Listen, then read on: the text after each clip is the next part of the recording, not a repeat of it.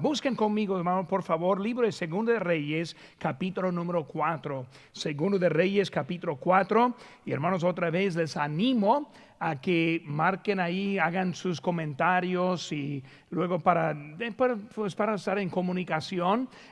Como siempre yo leo a cada comentario que ustedes hacen y por eso mándenme los textos. Yo siempre estoy contento de escuchar de ustedes también y es algo de ánimo unos a otros. Y hermano, yo quiero animarles también en ese día del Señor, ese domingo. Pero hermano, aquí estamos, Segundo de Reyes, capítulo 4. Y otra vez, hermano, les invito a que se pongan de pie y vamos a leer ahora los primeros 7 versículos de Segundo de Reyes, capítulo 4. Segundo de Reyes, capítulo 4, primer versículo dice: una mujer de las mujeres de los hijos de los profetas clamó a Eliseo diciendo: tu siervo mi marido ha muerto, y tú sabes que tu siervo era temeroso de Jehová, y ha venido el acreedor para tomarse 2 hijos míos por siervos.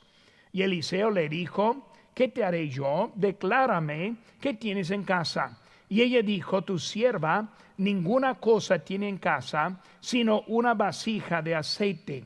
Él le dijo: ve y pide para ti vasijas prestadas de todos sus vecinos, vasijas vacías, no pocas. Entra luego y enciérrate tú y tus hijos, y echa en todas las vasijas, y cuando uno esté llena, ponla aparte. Y se fue la mujer y cerró la puerta, encerrándose ella y sus hijos, y ellos le traían las vasijas, y ella echaba del aceite. Cuando las vasijas hubieran llenas, dijo a un hijo suyo: tráeme aún otras vasijas. Y él dijo: no hay más vasijas. Entonces cesó el aceite. Vino ella luego y lo contó al varón de Dios, el cual dijo: ve y vende el aceite y paga a tus acreedores, y tú y tus hijos vivid de lo que quede. Vamos a hacer una palabra de oración. Padre Santo, Señor, gracias te doy por ese día, domingo, primer día de la semana, apartado para ti, Señor. Y si yo te pido que una vez más en esta tarde, que nos hables a través de tu palabra. Señor, gracias por cuidarnos, protegernos. Señor, gracias por suplir. Y te pido ahora por mis hermanos ahora y los que están en necesidad, Señor, que tú ahora ese seas el Dios que los cuides. Señor, gracias por todo. Bendice el tiempo. Ahora te pido en tu nombre precioso que te pedimos. Amén. Ahora, la semana pasada empezamos la serie Clama a mí. Ahora vamos a siguiendo ahora pensando clama a mí. Y clama a mí cuando está en necesidad. Clama a mí cuando está en necesidad.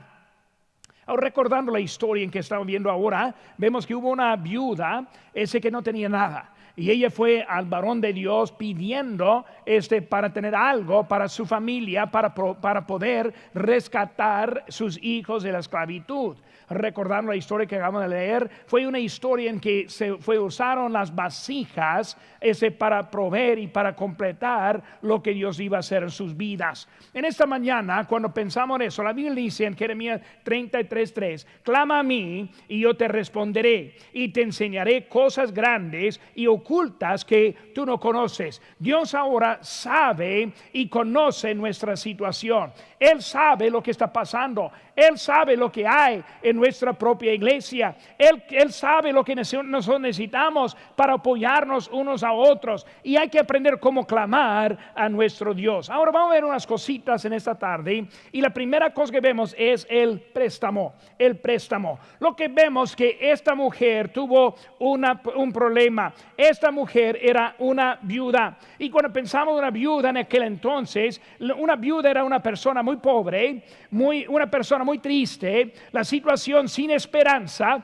Y aquí vemos la historia de esta viuda, recordando la historia en que la viuda dijo: pues vamos a comer nomás mi hijo y yo, y luego vamos a morir. Recordando cómo Elías pudo rescatarle, ayudarle en esa situación. Así fue el caso de esta viuda, casi lo mismo, tenía muy poquito y buscando. Hermano, esta mujer tenía un préstamo Y cuando vemos el préstamo que tuvo y la deuda que había, entendemos que no fue algo probablemente de su culpa. Ella está hablando de su marido que murió, y lo más probable es que él murió habiendo hecho ese préstamo y esa deuda que ella tuvo. Pero fue ella quien fue responsable por lo que pasó. Muchas veces en nuestra vida no es necesariamente culpa el problema y la prueba en que estamos viviendo, sino que simplemente es algo en esta vida. Esta mujer así vivía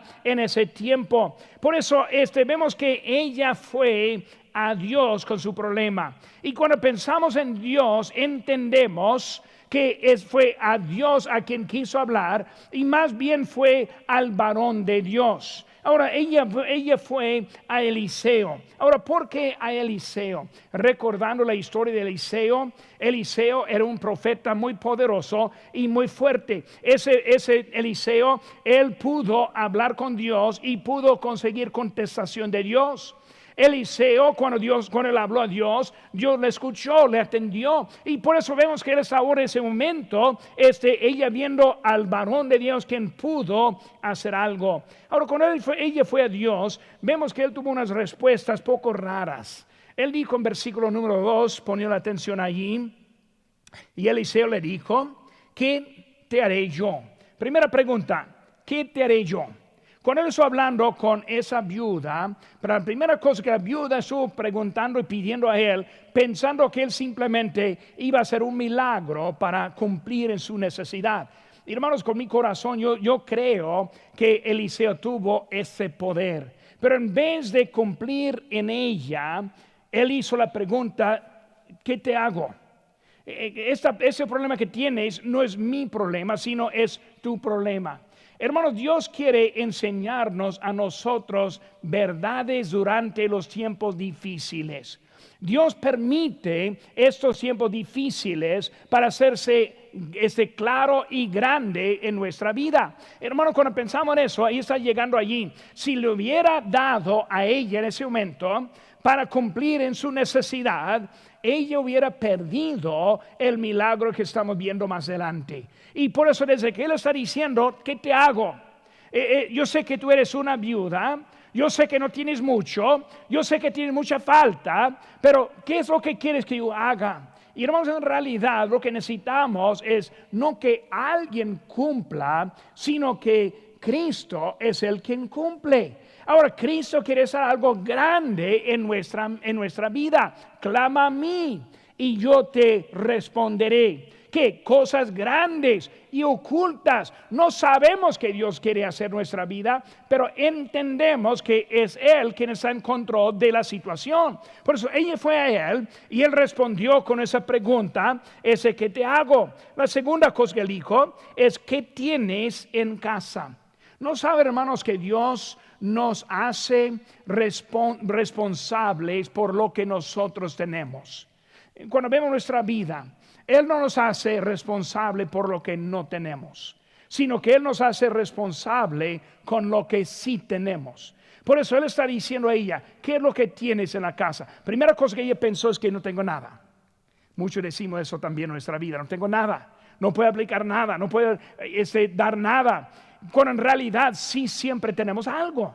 Por eso ella dijo: no tengo nada, cuando en realidad sí tuvo algo. ¿Qué tenía ella? Pues tuvo la vasija de aceite. Para ella fue algo insignificante. Para ella no fue algo importante. Muchas veces, hermanos, nosotros pensamos que mi vida no es muy importante. Lo que yo puedo hacer no es mucho.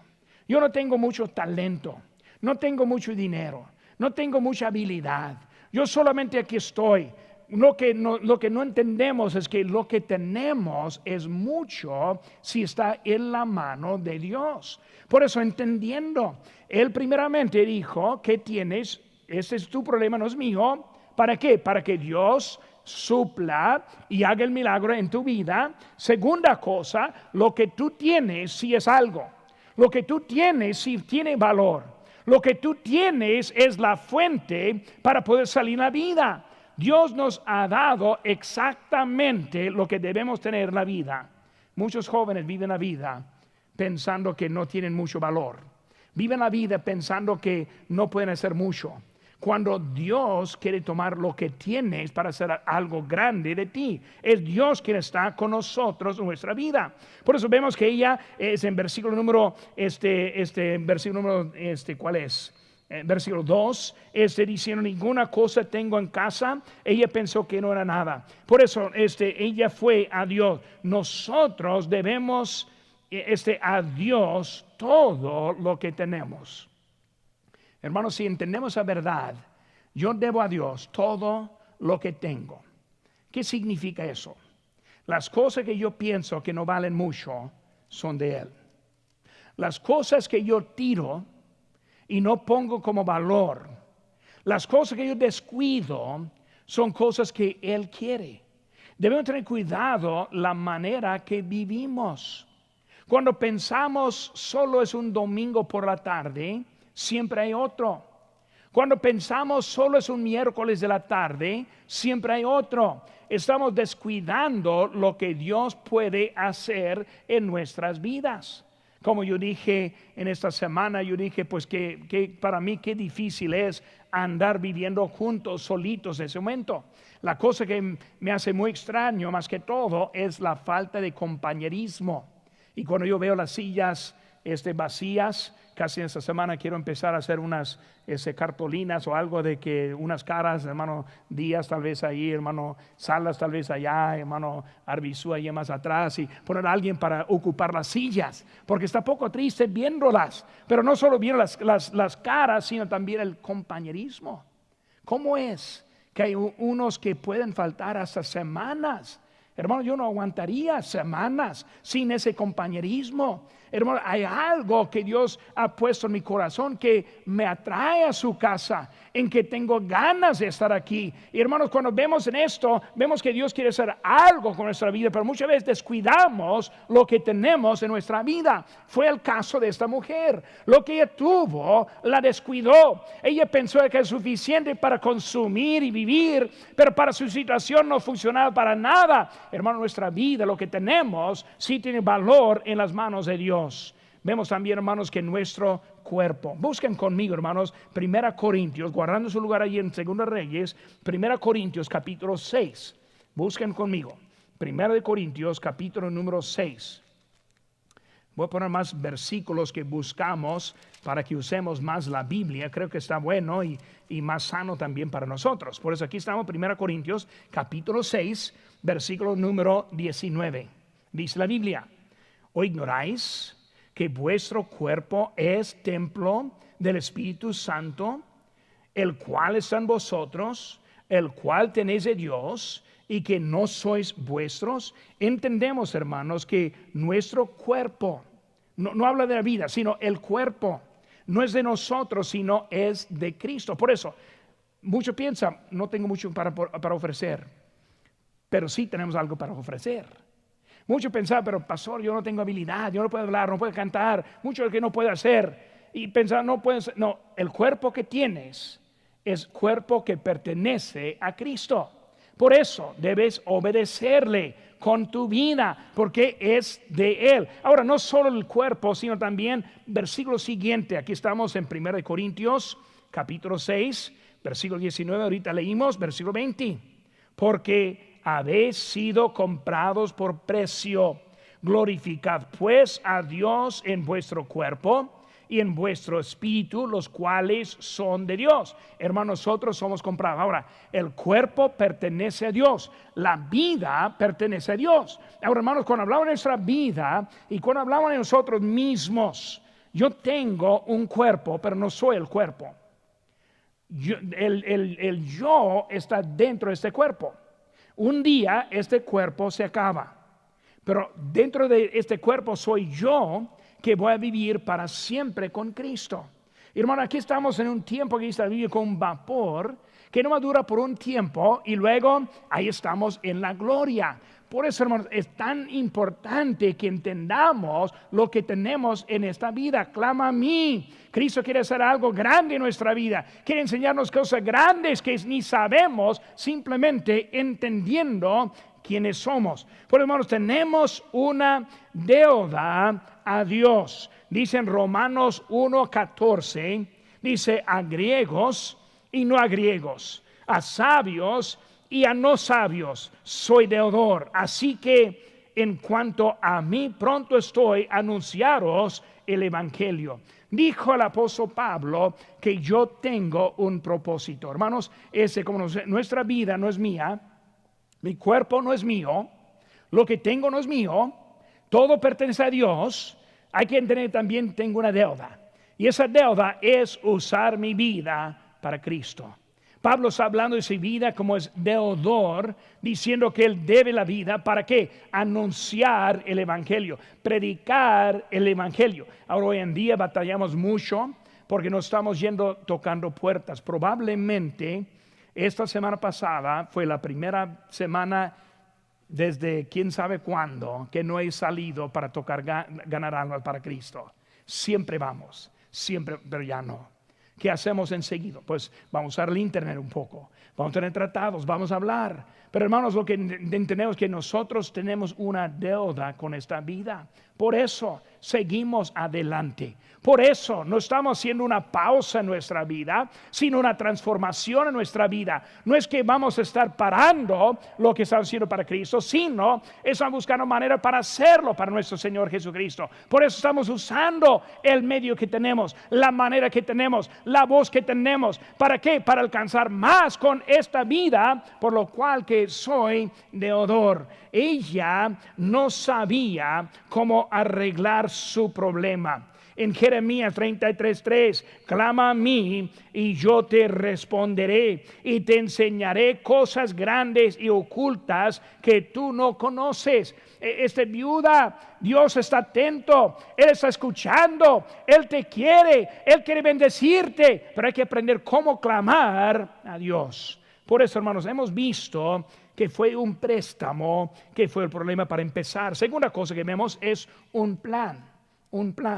Pues vemos, hermanos, aquí en nuestro pasaje, el plan ahora incluye a la vasija. Ahora, cuando vemos esta historia, hay muchas aplicaciones y yo he tomado este pasaje en otras ocasiones para enseñar verdades. Pero la verdad que es igual en toda aplicación es la verdad de la vasija. Cuando vemos esa vasija, entendemos que fue el instrumento para llevar la bendición o la manera para pagar la deuda. Porque cuando vemos esa vasija, fue una vasija de varias cositas. Vemos esa vasija, fue una vasija prestada. Por eso ella fue buscando vasija prestada. O sea, no era propia. Entendemos que nosotros somos prestados, no somos propios. En la vasija también fue algo vacía. O sea que no contenía nada. Una vasija limpia, no contaminada con el pecado. Por eso una vasija prestada, una vasija vacía y también una vasija llena. Cuando estuvo llena era el momento en que podía ser utilizada. La vasija prestada, pero no llena, no funcionaba para nada. La vasija prestada y vacía no funcionaba para nada. Hasta que era prestada, vacía y ahora llena es cuando se pudo hacer algo. Hermanos, nuestra vida debe ser llena, ¿qué?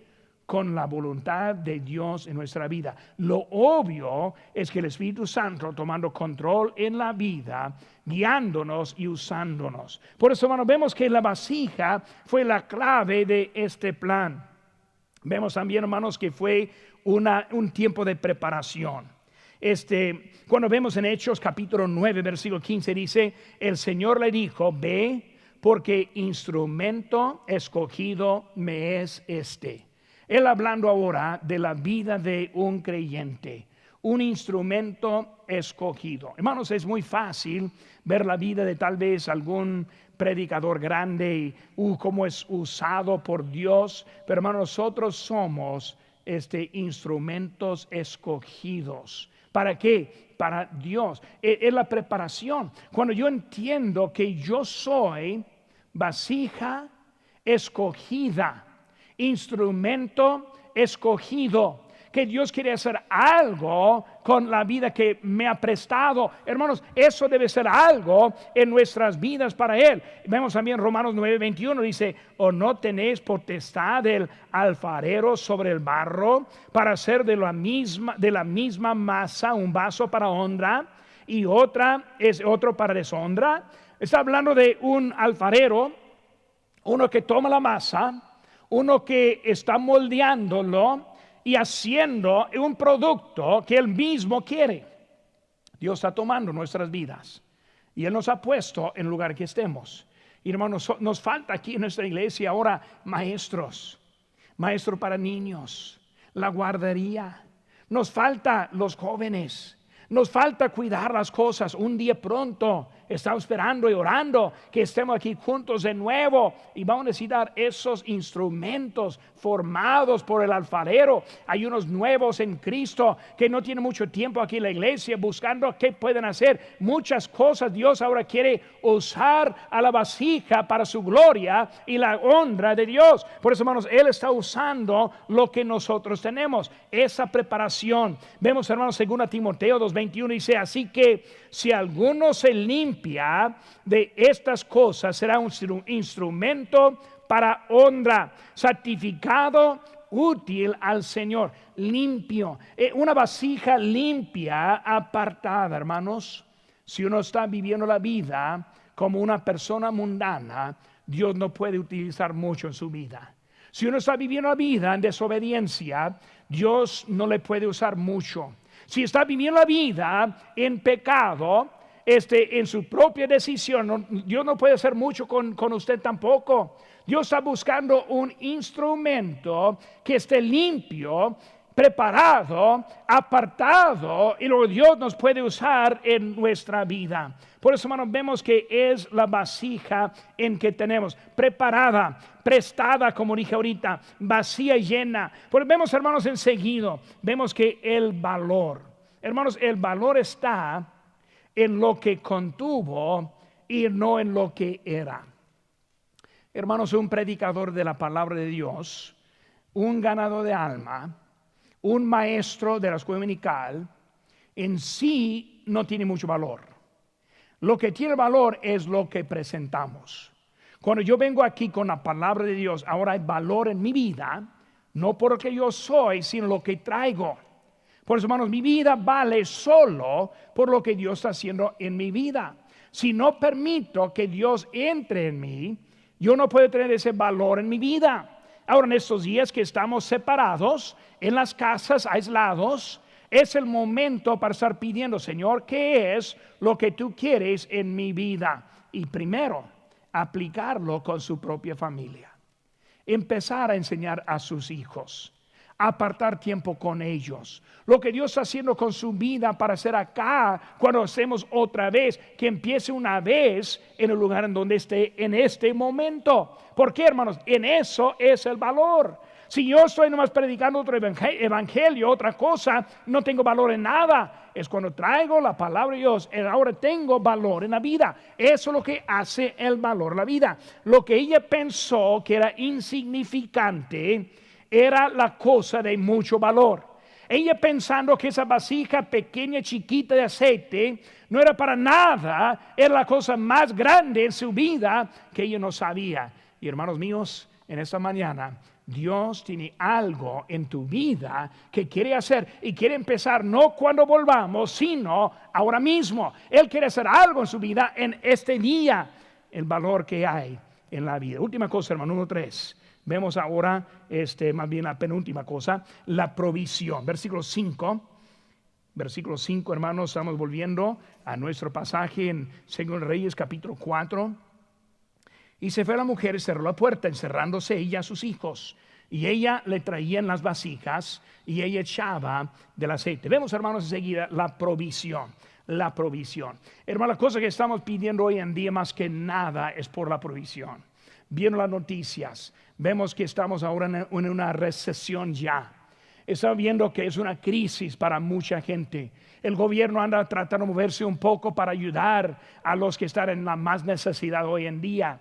Y hoy en día podemos estar en esa manera pensando, pues, pastor, yo apenas estoy comiendo, apenas estoy pagando mis necesidades. Hermanos, lo que me falta es la provisión. Vemos, hermanos, una vez aquí de la provisión que hay. Primera cosa de la provisión, hermanos, es el milagro.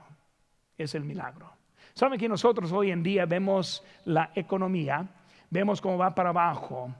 La cosa es que ni usted ni yo podemos explicar por lo cual que está bajando o por lo cual que debe estar subiendo. Nosotros podemos decidir cómo. Eso es algo que para nosotros no sabemos, no entendemos mucho eso, pero es un milagro. Nuestra vida, hermanos, es una vida de milagro. Cuando uno empieza a estudiar la historia y ve la pobreza de la historia, dificultades en la historia, cuando uno empieza a estudiar los otros países y la manera que luchan para simplemente poner unos frijoles y tortillas y nada más, carne nunca.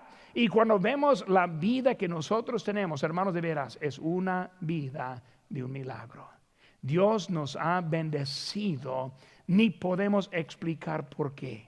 ¿Saben qué, hermanos? El mismo Señor que nos bendice hoy en día es el mismo Dios que nos bendecirá. Por eso nosotros andamos preocupados cuando vemos que la provisión siempre ha venido de Dios. Y si siempre ha venido de Dios, pues entendemos que va a venir de Dios. Debemos poner Dios en primer lugar. En Mateo 6:33 dice: mas buscad primeramente el reino de Dios y su justicia, y todas estas cosas os serán añadidas. Hermanos, espere en Dios hoy en día. Deja que Él haga algo en nuestras vidas hoy en día. Lo que tenemos, hermanos, es Dios ahora. Y los que ponen lo que tiene Dios son los que van a tener la bendición. Cuando ponemos lo que tenemos para Dios, es para Él. Recordar la historia de la viuda con Eliseo llegando y ella diciendo: pues voy a comer y luego no voy a tener nada. Sino que Dios ahora es Él quien está dando diariamente lo que necesitaba. Los Israel cruzando el desierto con el maná, cada día su necesidad. Hermanos, es el mismo Dios que nos provee hoy en día nuestra vida, la petición. Versículo 7, hermanos. Dice: vino luego ella y lo contó al varón de Dios, el cual dijo: ve, vende el aceite, paga a tus acreedores. Vemos, hermanos, la petición. Ella ahora está pidiendo y buscando a Dios. Ella pidió ¿qué? La libertad para sus hijos. Ella empezó la historia diciendo al profeta: mis hijos van a ser vendidos en esclavitud y los quiero comprar de la esclavitud. Pidió nada más que eso. Pero ¿qué vemos, hermanos, en la historia? Dice aquí que ella pudo pagar los acreedores. Pero también vemos, hermanos, que Dios dio mucho más que eso. Dice ahí otra vez, versículo 7, dice: y paga a tus acreedores. Y luego dice: y tú y tus hijos vivid de lo que quede. Por eso, hermanos, vemos ahora, ella pidió solamente la libertad de sus hijos. Pero Dios dijo: bueno, libertad de sus hijos y también para poder vivir. Ella ni pidió para vivir. Hermanos, necesitamos ser enfocados en lo que queremos hacer para Dios. Si estamos gastando la vida solo en nosotros, ni tiene valor la vida. Hermanos, si yo no puedo servir a Dios, ¿para qué estoy aquí? Si no puedo predicar, si no puedo diezmar, si no puedo cumplir con Dios, ni tengo por qué estar aquí. Por eso, hermanos, no estamos gastando el tiempo, sino queremos invertir en las cosas de Dios. Porque vemos que Dios ahora está dándole hasta la habilidad de más de lo que ella quiso. Última cosa, hermanos, vemos el problema.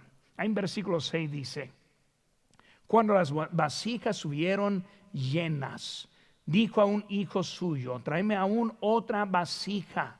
Vemos, hermanos, que la necesidad era tener otra vasija. Cuando vemos, hermanos, nuestra iglesia, ¿qué es nuestra necesidad más grande? Nuestra necesidad más grande no es diezmos, no es ofrendas para misiones y para el edificio. Hermano, nuestra necesidad más grande es gente. Si tuviéramos más vasijas, tendríamos todo lo que necesitamos. Vemos en esta historia, ella estuvo llenando su vasija y luego, lo digo, con su vasija, las otras vasijas se llenaron todas hasta que al final no había ni una otra. Y luego ella dijo, pues tráeme otra, y no había otra vasija. Hermano, ¿qué necesitamos? Tenemos aquí en esta tarde más vasijas, más hermanos, más involucrados, más orando, más esperando. Hermanos, necesitamos más que quieren ser involucrados en las cosas de Dios, más creyentes. En esta mañana yo traje un mensaje y terminé con una invitación, y voy a empezar lo mismo en esta tarde también, porque hay unos aquí que están escuchando que aún no conocen a Cristo como su salvador personal. ¿Qué necesitamos? Otra alma más, otra persona que dice al Señor: Señor, yo sé que soy un pecador, yo sé que merezco el infierno. Señor, yo te pido perdón por mis pecados, pongo mi fe en Jesucristo, sálvame, Señor, de mis pecados. Y Cristo está justo para perdonarnos y darnos la vida eterna.